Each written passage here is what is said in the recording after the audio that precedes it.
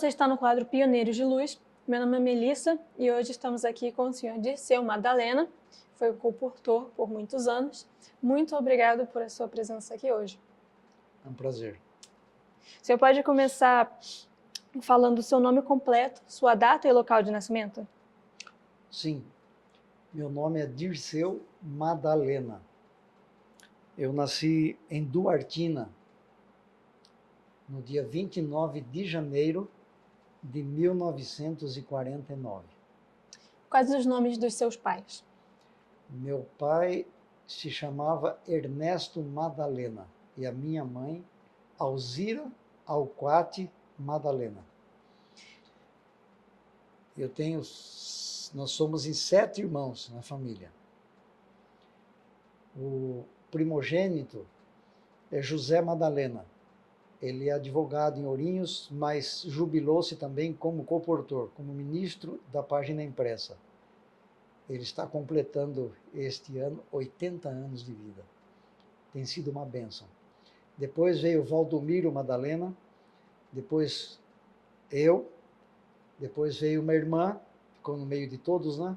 Dirce Madalena, depois vem Antônio Carlos Madalena, Dario Aparecido Madalena e Sérgio Luiz Madalena, que é o caçula, né, dos irmãos. Nós somos em 7 irmãos. E como foi a dinâmica da família enquanto o senhor crescia? Muitos irmãos? Como era o contexto familiar? Um pouco agitado. Era um tempo de muitas dificuldades. Dificuldades financeiras, né? Faltava muita coisa. Não tinha muitos recursos, mas meu pai era um batalhador. Foi uma infância com certas tribulações que eu tinha pessoalmente, e os meus irmãos nós éramos muito unidos, sempre fomos unidos e somos unidos até hoje. Mas a minha infância, particularmente, foi muito perturbada. Chegava a tardinha, noitinha, eu tinha medo de ir para a cama dormir. Eu tinha um tipo de pesadelo. Parece que eu entrava num bloco, num lugar tão escorregadio, fechado tudo, e passava a noite inteira naquela angústia e não conseguia sair dali. Era terrível. Quando eu acordava naquele sufoco, felizmente acordei. E foi por muitos anos esse transtorno. Eu fui trabalhar aos 17 anos numa empresa em Bauru, Emir Nunes de Almeida e Companhia Limitada. E então eu conheci lá um cidadão, o nome dele era João. E começamos a conversar sobre a vida enquanto trabalhava ali, e eu contei para ele esse episódio aí, esses detalhes, né? Ele me disse, isso não é nada, isso é uma coisa comum. Sabe o que está acontecendo? Você é médium.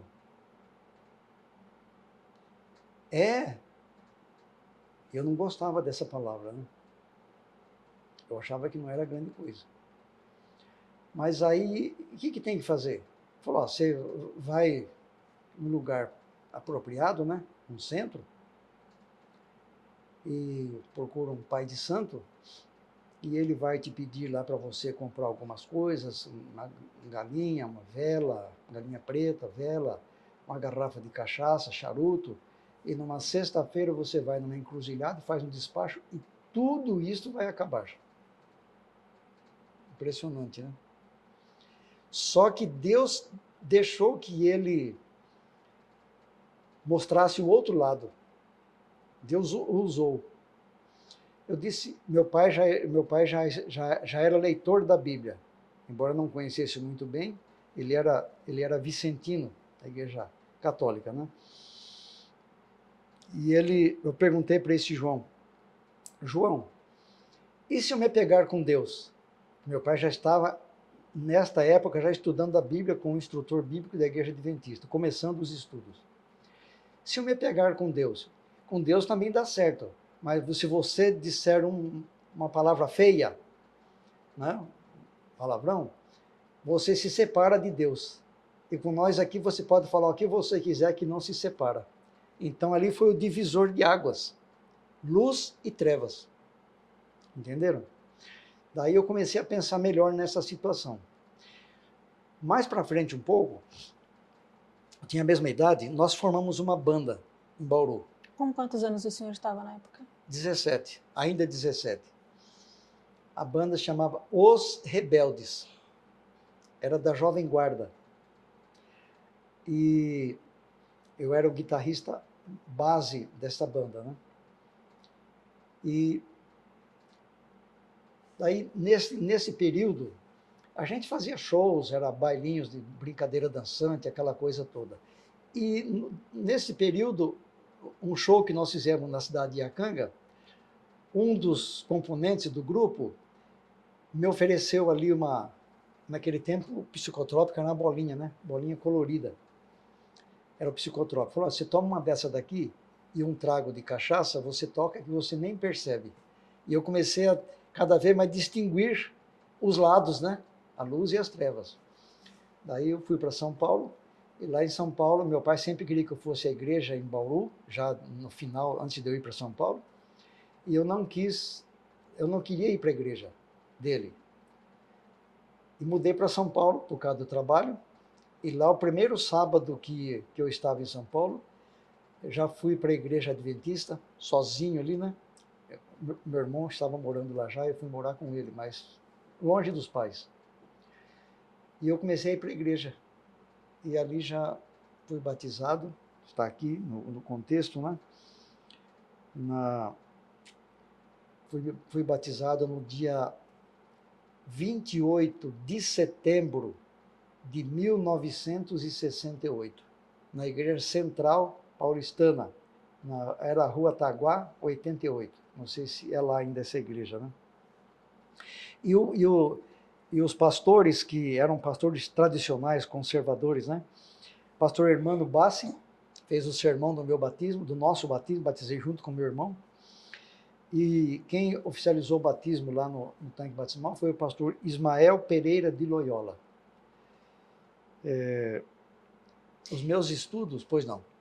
O senhor mencionou que teve essa conversão para o Adventismo a partir de seu pai. Como foi que o Adventismo chegou até a sua família? Foi um comportor? Foi os estudos bíblicos? Essa é uma história interessante, eu vou procurar resumi-la. Meu pai trabalhava no DR, ele era mecânico de máquinas, tratores pesados, né? E um dia ele machucou o dedo, machucou a mão. E tinha que ir na enfermaria todos os dias para fazer trocar o curativo. E o enfermeiro chamava-se Osmar. E ele chegou um dia para fazer o curativo e tinha alguém na sala de curativo lá recebendo tratamentos. E ele então ficou na sala de espera. Dentro da sala de curativos estava tendo uma conversa animada com o enfermeiro Osmar, e quem estava dentro da sala era o João dos Santos. Esse João, ele era adventista do sétimo dia, missionário. E ele falava assim, Osmar, você já pensou o que é, que maravilha? Olha o que diz o Apocalipse, Deus está preparando uma cidade, as ruas são de ouro, nós vamos ver Jesus face a face, nós vamos contemplar aquele que morreu por nós para nos salvar, nós vamos viver eternamente, é uma vida de paz e alegria, permanente, perene, e foi falando aquelas coisas todas, né? E o Jardim do Éden vai ser restaurado, e meu pai começou a queimar o peito dele, né? O coração dele. E ele ficou encantado com aquilo. Quando o João saiu, ele não conhecia o João. E ele então, com licença um minutinho, falou para o João, que igreja que o senhor frequenta? Aí eu frequento a igreja adventista do sétimo dia. Qual é o endereço? Não, o senhor me passa o endereço que eu vou visitar o senhor e a gente pode estudar a Bíblia, né? Ele falou, não, eu quero saber só onde é a igreja. Eu quero lá conhecer, só isso daí só. Aí o João passou para a Praça Itália 37, né, em Bauru, passou o endereço para ele e ele foi assistir. Aí um pastor que falava grave, né, já faleceu há poucos anos, fez um sermão fantástico e ele ficou impressionado com aquilo. No outro domingo ele foi. e no outro também. Aí disseram, Sr. Ernesto, tem aqui o culto principal é durante o sábado. Aí começou aos sábados também. Foi aí que ele começou a conhecer o Evangelho. Aí uma pessoa se prontificou para dar estudos bíblicos na nossa casa. Este cidadão chamava-se, o nome dele, é melhor dar um pause aí. O nome dele era Lázaro Teixeira. E ele era conhecido como Lazinho. Ele vinha em casa dar estudos. Mas eu, como não gostava daquilo ali, eu era mariano. Esqueci de mencionar isso, né? Eu era mariano. Tem as filhas de Maria, eu era mariano, filho de Maria, na Igreja Católica. Daí eu ficava no meu quarto, com o violão, treinando as músicas lá da Jovem Guarda, né? Roberto Carlos e outros mais lá. E eles na sala estudando a Bíblia. E de repente ele começou a falar umas coisas, eu parei com o violão, fiquei ouvindo ele falar. E ele disse, viu, senhor Ernesto, a Bíblia diz aqui, olha, que só há um advogado entre Deus e o homem, que é Jesus Cristo justo. Nós devemos confessar os nossos pecados a Deus, em nome de Jesus pedir perdão. Eu dei um salto da cama assim, pulei na sala. Então o senhor está dizendo que é pecado confessar, que é errado confessar os pecados lá para um homem? Ele disse, olha, se a gente pode contar direto para Deus em nome de Jesus, não precisamos de um intermediário. E aquilo me pegou, sabe? Nunca mais fui à igreja que eu frequentava. Não fui mais. Quando eu fui em São Paulo, eu comecei a meditar sozinho lá. Meu irmão ia trabalhar, às vezes eu ficava ali sozinho pensando, mas igreja e tal, Bíblia, o irmão Lázaro falou aquilo. E eu comecei a ir na igreja em São Paulo. Foi aí que meu pai conheceu a Bíblia através do João dos Santos e estudou a Bíblia com o Lazinho Teixeira. E através dos pais, nós todos os irmãos fomos batizados.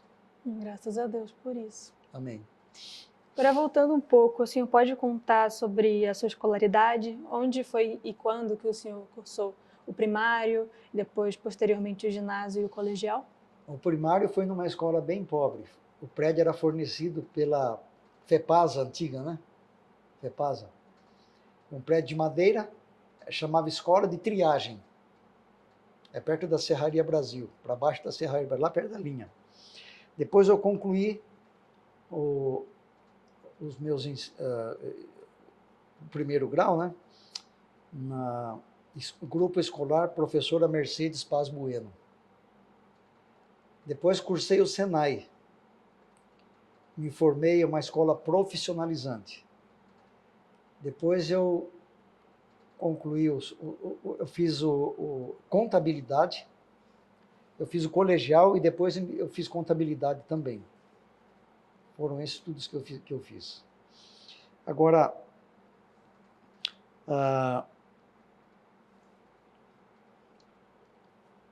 como tudo começou? Lá em São Paulo tivemos muitas dificuldades, fiquei lá 2 anos em São Paulo. E aquela cidade para mim era um terror. Eu não me acostumava com aquilo. Uma correria danada, tudo longe. Trabalhei em retíficas de motores, eu era montador de motor.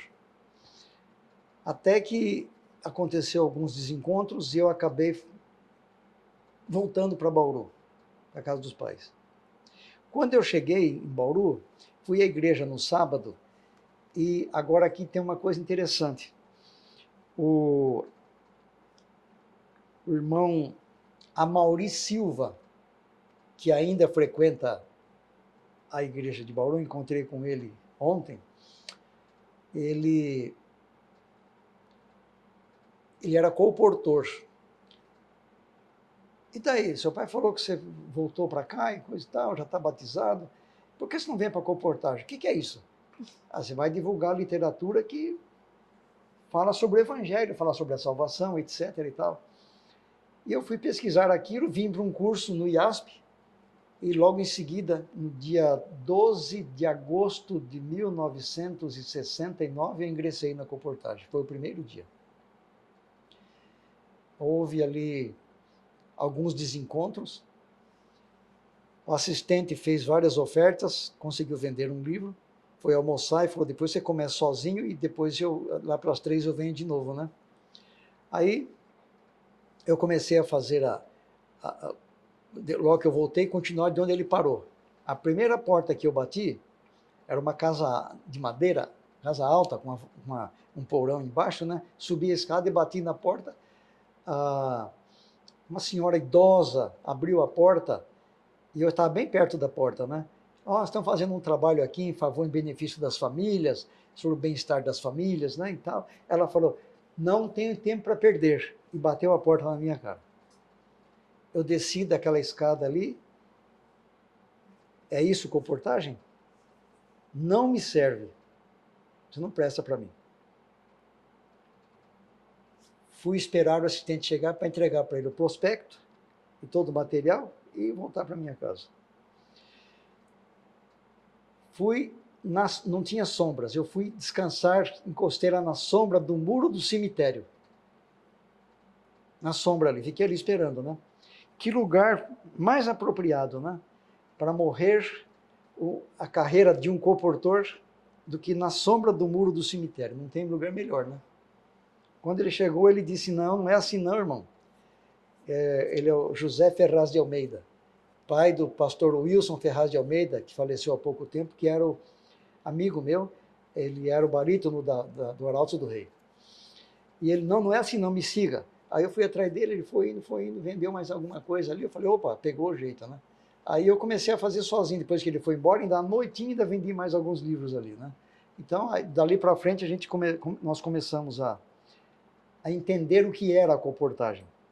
Nessa época o senhor já estava casado, o senhor veio a casar mais posteriormente? Não, estava solteiro ainda. Como foi que o senhor conheceu sua esposa? Pode falar o nome dela também? Sim, eu gostaria de dizer que eu trabalhei em Bauru, Agudos, Lençóis Paulista, Pederneiras, Duartina, Pirajuí, fiz a cidade todinha, sozinho, de porta em porta. Rio de Janeiro, comportei um período lá também, e Jaú, a última cidade onde eu fui jubilado. Eu conheci a minha esposa através desse comportor, a Mauri. Falou, tem uma prima que mora lá em Jaú, ela é do jeitinho que você fala que gostaria de conhecer uma moça. Cabelo comprido, uma pessoa muito cristã. Aí fui lá conhecê-la. Aí deu certo, pela graça de Deus. Vivemos juntos 46 anos. E quando foi que casaram? No dia 14 de novembro de 1971. Tiveram filhos juntos? Tivemos 3 filhas. Pela ordem, Miriam Priscila Madalena, que é departamental atualmente de Ministério da Criança, Adolescente e do Idoso, da União Norte, mora em Manaus. A segunda filha, Adriana Cristina Madalena, ela é professora graduada lá na FAAMA, e meu genro é o diretor da FAAMA. E o de Manaus, ele é departamental de educação da União toda também. E a Ana Paula, que é a caçula, ela é coordenadora do Colégio Adventista de Presidente Prudente, e ele é distrital lá também. Então, criei toda a minha família dependendo unicamente da bênção de Deus sobre o trabalho da comportagem. O senhor pode agora falar um pouco sobre a sua esposa? Como ela era? Como o senhor diria que ela contribuiu também para a divulgação da mensagem? É como já lhe contei a história anterior, né? Nos bastidores aqui. Ela era uma pessoa especial, uma cristã temente a Deus, uma cristã pacificadora, conselheira. Ela foi meu braço direito e meu braço esquerdo e que me ajudou a me ficar de pé durante todos os percalços que tivemos em nosso ministério na página impressa. Então foram muitos anos de parceria, certo? Foram muitos anos. Voltando um pouco agora, sim. Nós nós trabalhávamos além da comportagem a gente procurava sempre interessados para dar estudos bíblicos. E no decorrer destes anos, mais ou menos até uns 8 anos atrás, nós levamos ao batismo pela graça de Deus mais de 50 pessoas. Nós também lideramos e construímos uma igreja lá na Vila Netinho, na cidade de Jaú. Nós que administramos a construção daquela igreja. Eu fui chamado para a colportagem, como já disse, em 69. Né? Em 1974, eu fui promovido a licenciado. E, posteriormente, logo em seguida, a credenciado, que é o último status da colportagem, para o colportor, onde tem o status de obreiro agora. Né? O senhor começou trabalhando em São Paulo? Na colportagem foi em Bauru. Em Bauru. Em Bauru. E posteriormente foi para o Rio de Janeiro, também mencionou. Lembra quando o senhor foi para o Rio de Janeiro? No começo de 71. Ficou lá por quanto tempo? Não fiquei muito tempo, não. 6 a 8 meses. Fui fazer um curso lá, né? No ICA. Então tinha que comportar meio-dia trabalhando lá, né? Tive boas experiências lá também. Você também mencionou que tocava violão na juventude. O senhor levou também essa habilidade, né, esse dom de Deus, para a vida cristã? Quando o senhor trabalhou com alguma área da música, em alguma área da música na igreja? Nós tivemos alguns privilégios nesta área, né? Até hoje acompanho lá na igreja de Bauru, onde estou, onde voltei para Bauru, né? Acompanhamos eu e um amigo lá, o grupo de idosos, quando vai visitar os asilos, nós cantamos hinos tradicionais da igreja, né? Hinos, e nós acompanhamos com violão. Mas sozinho, eu tento cantar na igreja, já depois de muitos anos, eu tento cantar na igreja sozinho, com playback, né? Ainda uso para cantar na igreja. Mas na década de 80, com certeza em 1984, nós formamos um quarteto na igreja de Jaú. Esse foi o primeiro quarteto que o distrito e a região toda teve, não tinha quarteto nenhum. Então era uma novidade, né? Mas cantamos ali por volta de uns 3 anos. Depois terminamos. Aí em 1988 formei um quarteto, parece que mais sólido um pouco, e cantamos por 7 anos. Quarteto Decisão. Então nós chegamos a gravar, fazer uma pequena gravação, numa ocasião no estúdio lá, né? Mas eu usei isso que eu conhecia, eu usei na igreja e ainda uso um pouco, né? Ao todo, quantos anos o senhor trabalhou na colportagem? Quer dizer, trabalhei e ainda continuo trabalhando. De vez em quando, uma vez por mês ou 2 por mês, eu volto para Jaú para atender os meus clientes, meus assinantes, que eu ainda tenho, né? Então, ao todo, estou completando, em agosto, estarei completando, com a graça de Deus, 56 anos no Ministério de Publicações.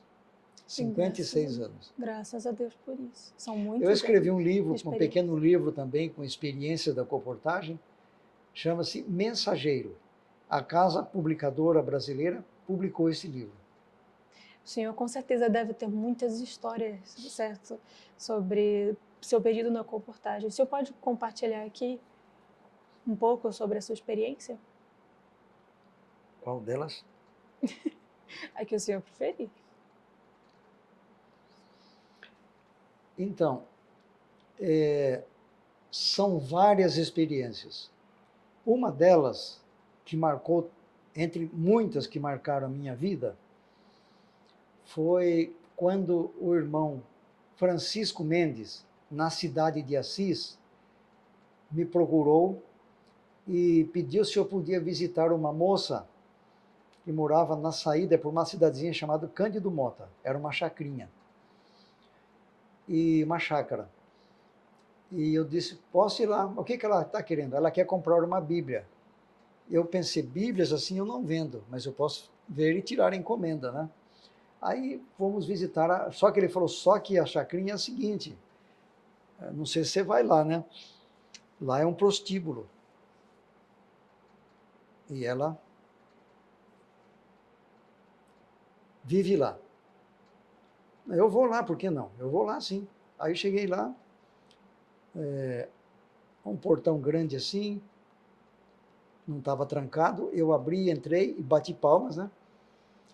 E eu vi que lá no fundo tinha várias portas assim, sabe? Uma ao lado da outra assim, né? Várias portas. Eu perguntei para que será aquilo, né? Aí abriu uma porta e uma moça jovem, bonita, entra aqui, pode entrar, vem aqui. Falei, não, eu preciso conversar com a Mara, é o nome da moça, é pseudônimo dela. O nome dela até hoje eu não sei. Mara. Eu quero conversar com a Mara. Ela gritou lá, Mara, é com você. A Mara abriu a porta e falou, entra aqui. Uma moça linda. Falei, não, eu quero falar com você aqui fora. Você pode me atender aqui? Ela veio lá. Do que se trata? Falei, olha, o Chico Mendes, Francisco Mendes, me pediu que você queria comprar um material. Eu vi, quero sim. Sentamos ali num banco de madeira, à sombra de umas árvores. E ela, falei, que Bíblia que você quer? Ela disse, eu quero uma Bíblia assim e tal, etc., de luxo. Eu falei, eu não tenho aqui, vou para São Paulo fazer os acertos e na volta eu trago a Bíblia e quando chegar eu venho te entregar. Chegou a Bíblia, eu fui entregar para ela. E disse, Mara, aqui chegou a sua Bíblia. Ela olhou a Bíblia, deu uma folhada assim, emocionada. Depois ela abraçou a Bíblia assim, graças a Deus eu tenho minha Bíblia de novo. Eu fiquei impressionado com aquilo, sabe? A gente tem esses insights, não é a gente que cria isso, não é o ser humano que cria isso, é Deus que impõe na cabeça da gente. E eu perguntei, posso fazer uma pergunta, Mara? Eu percebo aqui que você gosta da Bíblia e eu queria saber o que levou você a adquirir uma Bíblia. Ela disse, se você soubesse a minha história. Eu morava, falou o nome da cidade, eu não me lembro, é no estado do Paraná. E eu frequentava a igreja adventista. Eu era muito feliz, solteira. Eu cantava num quarteto misto, fui contando essas coisas, eu vi, ela era da igreja realmente, né? E eu era professora de Bíblia dos infantis na igreja. Um belo dia apareceu na igreja um cidadão, um rapaz, um moço vistoso, bonito, e veio uma vez, veio duas, veio três, e começou a fazer amizade com as pessoas. E ela falou, eu também fiz amizade com ele. E mais simpático, atraente, e aí começamos a estreitar mais a amizade e tal, namoramos direitinho, tudo e tal, ficamos noivos, nos casamos. Depois que nos casamos, 3 meses depois, ele disse que não ia mais naquela igreja. Ela falou, tá bem, mas por que você não vai? Vamos lá. Não, eu não vou. Não adianta insistir que eu não vou mais. Ela disse, mas eu vou. E foi para a igreja. Decorridos algumas semanas, meses ali, ele disse para ela, eu não quero mais que você vá à igreja. E aí começaram as brigas em casa. Ele insistia com ela para não ir à igreja e brigava com ela. Até que um dia ele a agrediu fisicamente. Partiu para agressão. E ela foi contar para o pai dela. O pai era ancião da igreja. E o pai disse, filha, você casou com ele, você tem que se acertar com ele. Vai lá, faz as pazes com ele, se acerta com ele. Mas as agressões continuaram. E mais outra agressão, e mais outra agressão.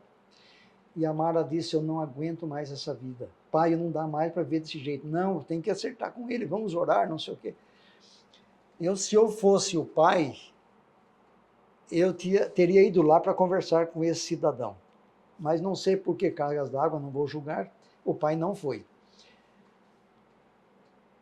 Umas semanas depois, apareceu na cidade uma moça que tinha sido amiga de infância da Mara. E se encontraram, se abraçaram, se beijaram, ai, como é que tá, não sei o que você está fazendo? Aquela conversa toda, né? Eu estou morando lá em Cândido Mota, pertinho de Assis, em Assis ali, né? E o que você faz? Aí eu faço programa, eu não sei o quê, lá eu ganho quanto eu quero, eu trabalho quando eu quero, se é trabalho, né? E ela disse, e você? Aí está o problema gravíssimo, né? Nunca contar essas lutas que você tem espirituais para um ouvido que não é dominado por Deus. Ela foi e contou tudo para essa amiga dela. A amiga dela abraçou ela e tal, acariciou ela, disse, não, fulano, vamos lá comigo, você trabalha quando você quer, ninguém vai te bater, não sei o quê. E ela, na sexta-feira, isso foi numa sexta-feira, e o pássaro começou a rodar sobre a cabeça dela, né? E aos poucos foi abaixando o voo e sentou na cabeça dela. Ela tomou a decisão, eu vou sumir daqui. Domingo à tardinha ela fez uma mala, arrumou direitinho, deixou escondida. E a amiga disse, se você for, eu vou pegar o ônibus da empresa Andorinha, lá na rodoviária. Você apareça lá. Aí, na madrugada de segunda-feira, ela pulou a janela, ajeitou a mala ali, pulou a janela, pegou a mala, passou para lá e foi embora. E veio para Assis. E falou, aqui estou até hoje fazendo uma coisa que eu não quero fazer. Que situação! Nesta hora, Deus me deu outra ideia. Eu disse para ela, Mara, volta para casa. Eu não tenho casa para voltar, ela respondeu. Disse, Mara, você tem a casa dos seus pais. Eu não tenho pai mais porque ele não vai me receber mais. Falei, se ele é seu pai, ele vai abrir os braços para te receber. Ah, eu não vou fazer isso não. Mara, escreva uma carta. Naquele tempo não tinha telefone, né? O telefone era coisa rara. Escreva uma carta para eles. Ah, mas é um negócio tão chato, né? Não sei o quê. Falei, eu dito uma carta para você escrever. Você quer ajuda? Quero. Aí eu falei, você coloca assim, assim, assim, assim, assim, escreve que você está vivendo num lugar que você nunca imaginou que fosse viver, que você está praticando coisas que você nunca imaginou que ia praticar e que você quer sair desta situação e não tem forças para fazer isso. Eu disse para ela, né? E a última frase que você vai escrever, essa vai ferir o coração dele, vai atingir o coração dele. Vocês me aceitam ainda como filha? E ela escreveu a carta. Depois de 3 meses, eu encontrei o Chico Mendes. Ele disse, rapaz, tem uma novidade para te contar. O que foi? Ele disse, a Mara escreveu a carta. E logo em seguida veio a resposta. Os pais escreveram, entre outras coisas, venha que estamos te esperando de braços abertos. E ela voltou para casa. Uma vida restaurada pelo ministério de um simples comportor, inexperiente como eu era. E tem outras histórias também fantásticas que me aconteceram, né? Não sei se o tempo permite. Se quiser contar mais uma, não tem problema. Muito bem.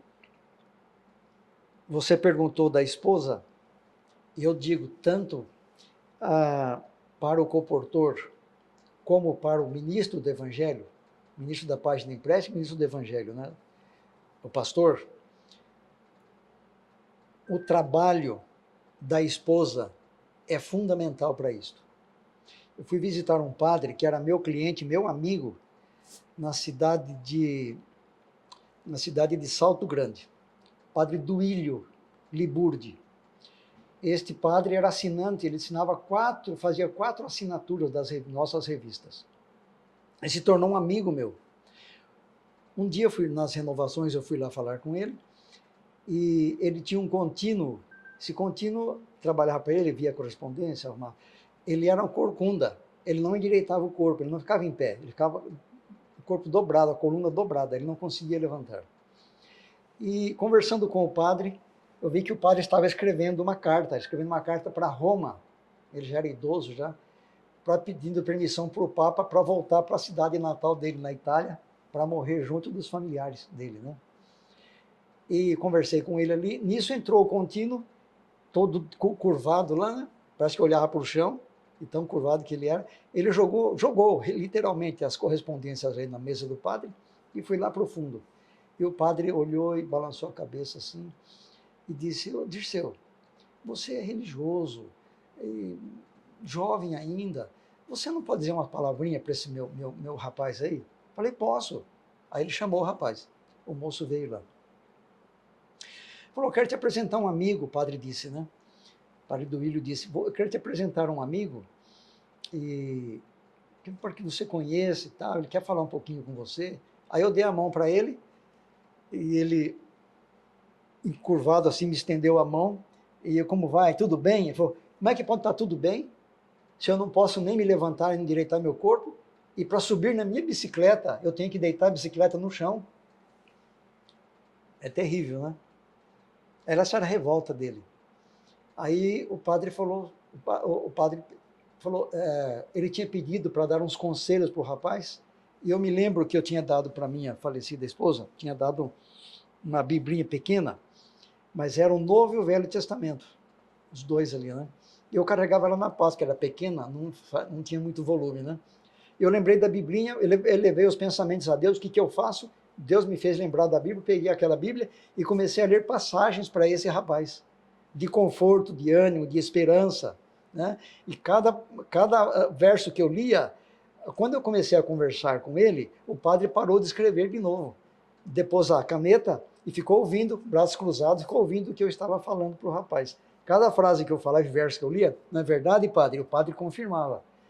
E eu dando conselho por uma pessoa que era da outra igreja, e o líder religioso pedindo para eu dar conselhos. Eu achei isso fantástico.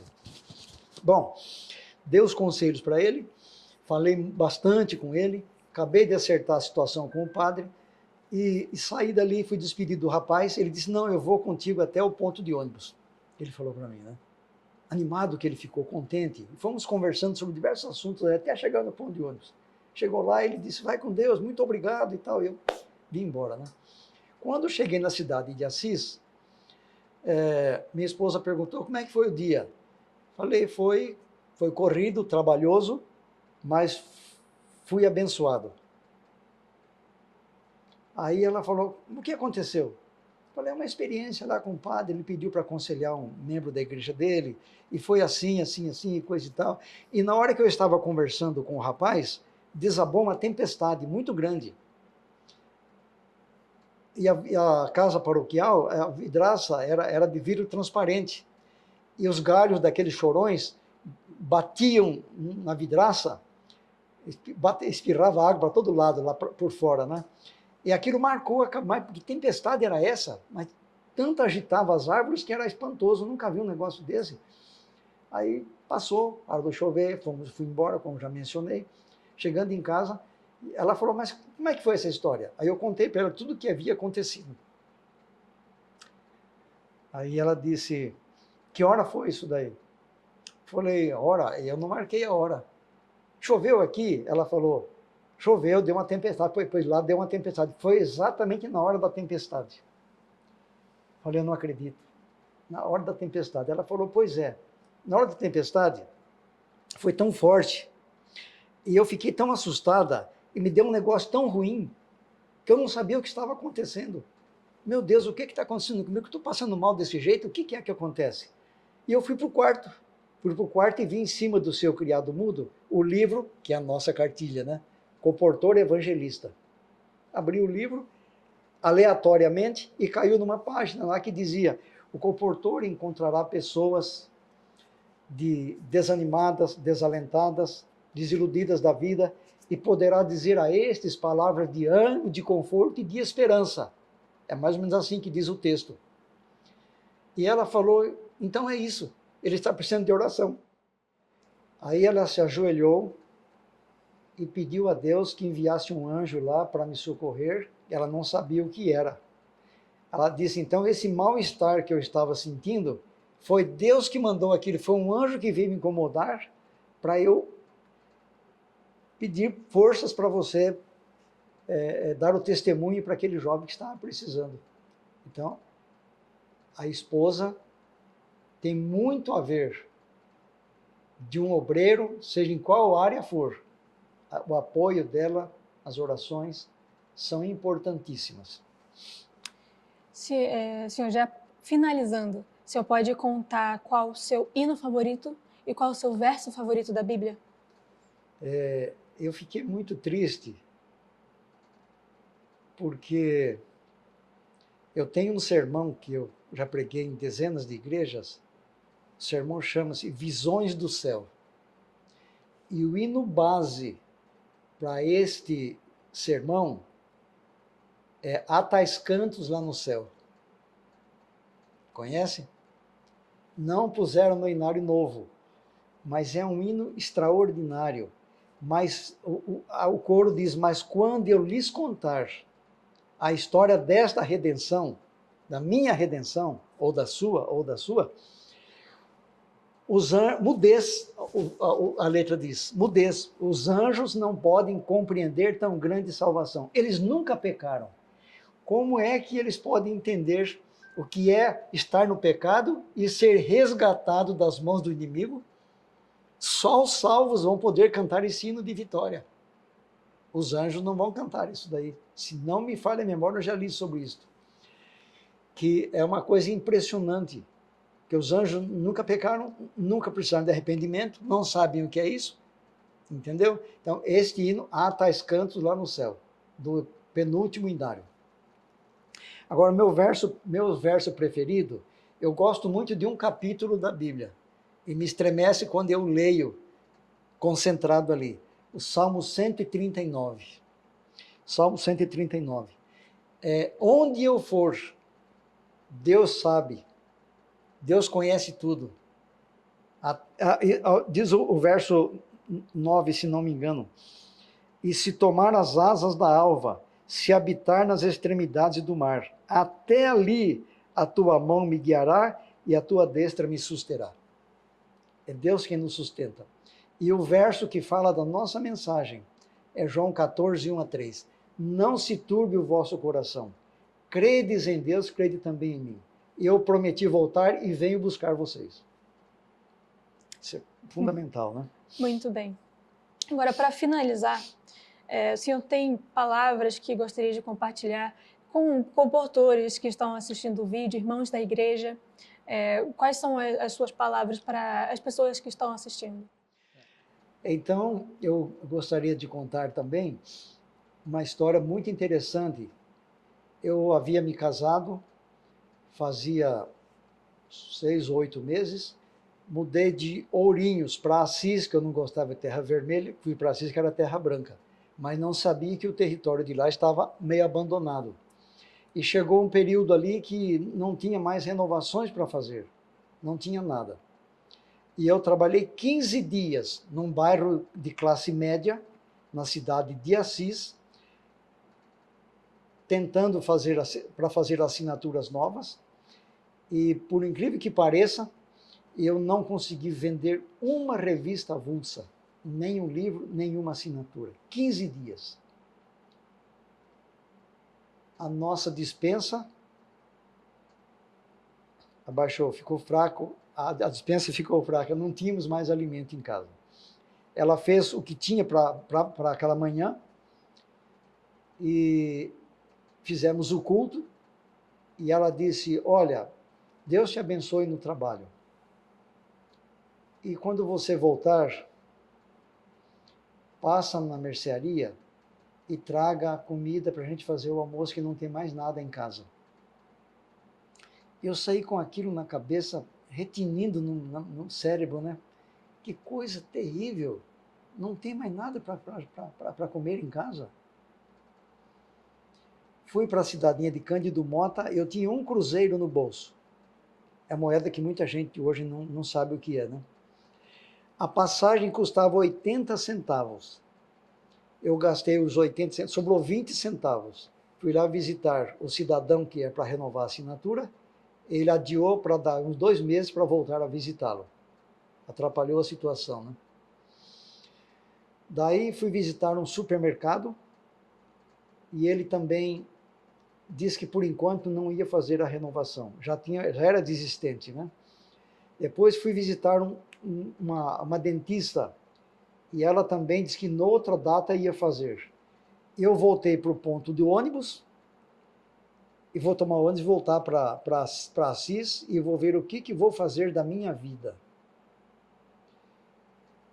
Aí, quando eu estava chegando no ponto de ônibus, eu lembrei que eu tinha só 20 centavos. Não tinha dinheiro para voltar para casa. Fui para o trevo e comecei a pedir carona. Tantos carros passaram e, no fim, um jipinho Vemag antigo me deu carona. Era um professor Tito Bergamasco. Ele falou, o senhor vai para me levar até Assis? Sobe aí, vamos embora. Aí fui no jipinho, desanimado da vida, o que eu vou fazer agora? Voltar outra vez para a oficina, montagem de motor, não dá mais certo, né? E eu com o braço cruzado em cima da pasta ali, e o cidadão começou a me provocar, professor. Ele, o que você faz? O que você faz mesmo?